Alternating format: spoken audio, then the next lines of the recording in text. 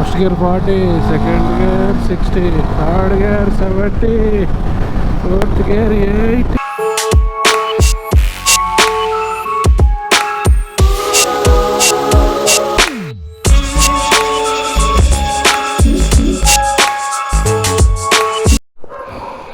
So ఇది royal ఎన్ఫీల్డ్కి.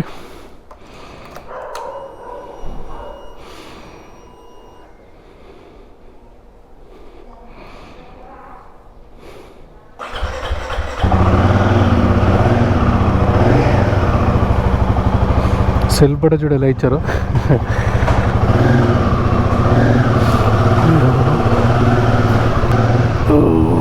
It's feeling summer start అయినట్టుంది. ట్యాంకర్లు స్టార్ట్ అయినాయి ఇక. చలో మొత్తానికి మా కజిన్ వాళ్ళ అబ్బాయి మోజో తీసుకున్నాడు. ఇక్కడ నన్ను టెస్ట్ చేయమని ఒక 2 రోజులు ఇక్కడ పెట్టాడు. 2 రోజుల నుంచి నడుపుతున్నా. బైక్లో కొన్ని చిన్న చిన్న ప్రాబ్లమ్స్ ఉన్నాయి, కానీ బైక్ మాత్రం బాగానే ఉంది.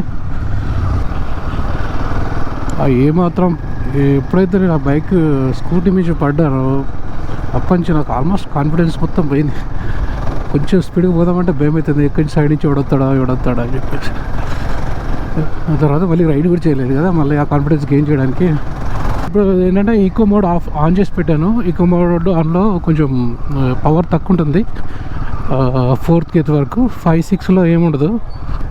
యాక్చువల్గా నేను ఈకో మోడ్లో పెట్టాను. ఈకో మోడ్లో ఏబిఎస్ ఆన్. సో ఇలా 4 మోడ్లు ఉన్నాయి. ఒకటి ఏంటంటే ఈకోలో ఏబిఎస్ ఆన్ అండ్ ఆఫ్, పర్ఫార్మెన్స్లో ఏబిఎస్ ఆన్ అండ్ ఆఫ్ ఉంటుంది. సో అది ఓన్లీ రేర్ వీల్ పే, ఫ్రంట్ వీల్ మాత్రం ఎప్పుడు ఏబిఎస్ ఆన్ అండ్ ఉంటుంది. సో నాకు పాత 411లో మళ్ళీ ఈ 450లో ఒకటి చిన్న మిస్ అయింది. ఏంటంటే ఆ లో అండ్ టార్క్, ఈ అప్ టు 3000 RPM వరకు బండి ఏదో చూడండి ఏదో కష్టపడుతున్న ఫీలింగ్ వస్తుంది. మొత్తానికైతే బండి అయితే పోతుంది, ఆగట్లేదు. కాకపోతే అది ఫీలింగ్ వస్తుంది, ఏదో నేను లాగట్లేదు అన్నట్టు. చూసారా, వన్స్ ఒకసారి 3000 RPM దాటిన తర్వాత జంప్ అయిపోతుంది.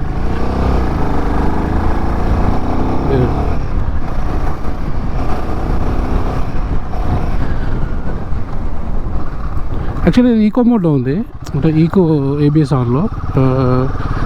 ఈవెన్ పవర్లో కూడా సేమ్ అదే ఉంది. వన్స్ ఒక్కసారి 3000 RPM చూడండి, 3000 RPM వరకు ఓకే. 3 తర్వాత జంప్.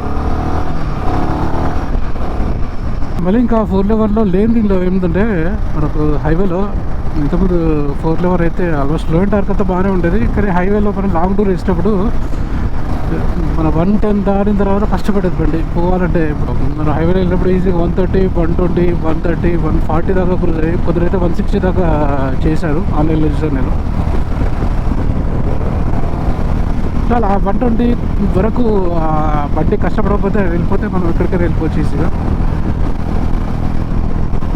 చాలా మళ్ళీ వెయిట్తో పోలిస్తే తగ్గట్టు ఒక 3 kgs తగ్గించాడేమో. కాకపోతే 3 kgs పెద్ద నెక్స్ట్ పోయి, కానీ కాకపోతే ఫీల్ మాత్రం చాలా లైట్ వెయిట్ లాగా అనిపిస్తుంది. ఒకసారి సైకిల్ తోటి ఇక్కడికి రావాలి నేను. అవసరంగా అప్పుడు సైక్లింగ్ చేసేది, సైక్లింగ్ ఆపేసేసి సైకిల్ సేల్ చేశారు. ప్లాన్ చేస్తున్నాను మళ్ళీ ఒక సైకిల్ తీసుకోవాలని, చూడాలి. లారీన్ का कैप्शन చూడండి, మా और बाप की दुआ. ఆబ్వియస్లీ అందరూ మా వారు బాప్ కి దువా అందరికి ఉంటుంది, అందరికి ఉండాలి కూడా. మళ్ళీ దీని అసిస్ట్ స్లిప్పర్ క్లచ్ ఎంత సూపర్ ఉందంటే గేర్ గేయడానికి అసలు ఎఫర్ట్ పెట్టాల్సిన అవసరం లేదు. జస్ట్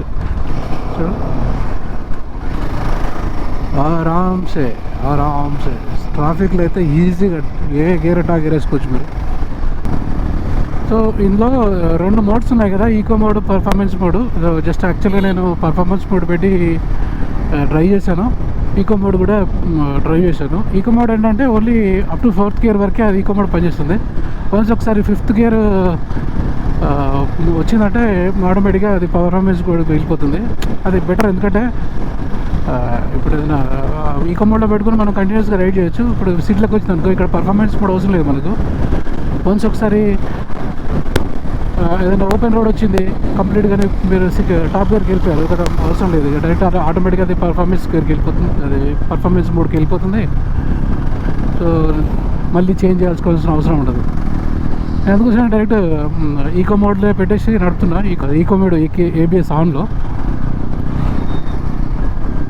సో ఏబిఎస్ ఆఫ్ చేసి మాత్రం ఇంత ట్రై చేయలేదు, చేద్దాం ఇక్కడ నా టైం దొరికితే. తోలుతుంటే కాన్ఫిడెన్స్ మాత్రం సూపర్ ఉంది. ఈ కార్నరింగ్లో కూడా అస్సలు భయం కావట్లేదు. కార్నరింగ్లో కూడా పడుతుందా బయట పడుతుందా అన్నట్టు ఉంటుంది కదా, అస్సలు లేదు అట్లా. ఈజీగా 70-80లో ఈజీ కార్నర్ చేయొచ్చు. ఇప్పుడు ఎట్లవుతుందంటే చిన్న పూర్వకి సైకిల్ ఇస్తే తిరిగినట్టుంది నా పరిస్థితి. ఎక్కడ పడితే అక్కడ తిరుగుతున్నా. ఓకే ఫ్రెండ్స్, ఒక చిన్న యాక్చువల్గా అయితే బేసిక్ చిన్న వీడియో, ఎందుకంటే నాకు జస్ట్ చిన్న వీడియో, టైం కన్స్టెంట్ వల్ల పెద్ద లాంగ్ వీడియో చేయలేకపోతున్నాను. ఓకే అండి, బాయ్ ఫ్రెండ్స్.